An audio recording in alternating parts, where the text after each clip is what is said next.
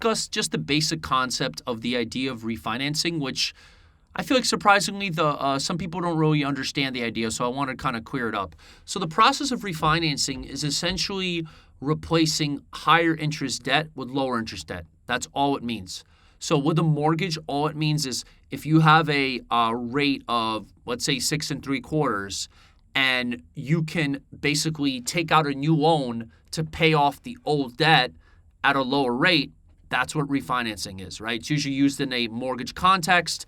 As interest rates go down, refinances obviously go up because no one wants to refinance at a higher rate. That would be stupid because your payments would go up. Why would you do that? So you're essentially, it's like you owe money, you borrow money from Bill at 10%, and then Bob offers you the same amount of money at 8%. You borrow money from Bob to pay back Bill, and then you just keep paying back Bob. So that's the idea. I mean, it's the same idea with callable bonds. The issuer would issue callable bonds because they'd want to have the right to call or buy it back from the bondholder, even if it's at a premium, right? They still retire that higher interest debt, and they can issue lower interest debt. And they can issue the lower interest rate debt first to buy back the higher interest debt, right?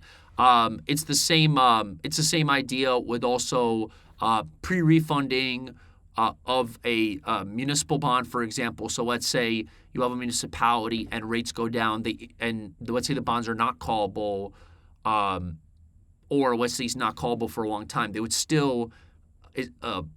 would issue the new bonds at the lower rate, use the proceeds, then buy treasuries, put them in an escrow account, and have those treasuries pay back the remainder of the old bonds at the higher interest rate, right? It's essentially all the same kind of thing.